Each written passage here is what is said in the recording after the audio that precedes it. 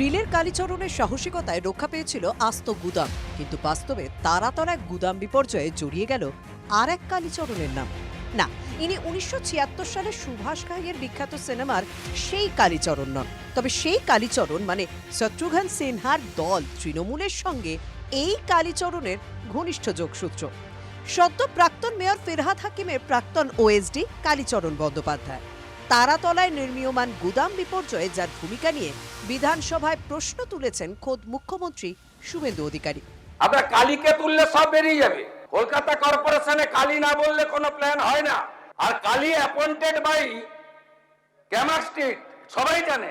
আর এই কালী বাইপাসের পাশে আপনাদের তৃণমূল ভবন বানাচ্ছে 200 কোটি টাকা দিয়ে, আর এখান থেকে টাকাটা তুলে ওখানে পাঠায়। আমরা সব জানি, সব বের করেছি, আমরা এফআইআর হয়েছে, আরো ব্যবস্থা নিচ্ছি। কিন্তু কে এই কালী? সামাজিক সহায়তা বিভাগের প্রাক্তন চিফ ম্যানেজার ছিলেন।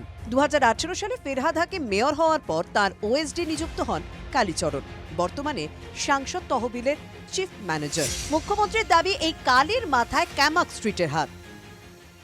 প্রাক্তন মেয়র ফিরহাদ হাকিমের প্রাক্তন ওএসডি কালীচরণ বন্দ্যোপাধ্যায়, যার চোখ দিয়েই মূলত কলকাতা পুরসভা দেখতেন ফিরহাদ হাকিম। এমনই কানাঘুষো রয়েছে কলকাতা পুরসভার অন্দরমহলে। এমনকি অনেকেই বারবার অভিযোগ করেছেন যে কালীচরণ বন্দ্যোপাধ্যায় যতক্ষণ না ফিরহাদ হাকিমের কাছে ফাইল পৌঁছে দিচ্ছেন ততক্ষণ মেয়রের কাছে কোনো ফাইলই যেত না।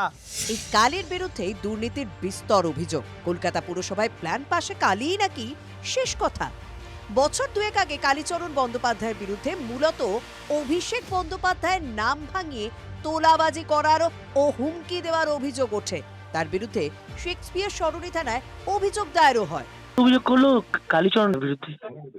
কি জানি ওটা কেন করলেন আমি জানি না, বরং কেমিস্ট্রি তো কালীর বিরুদ্ধে।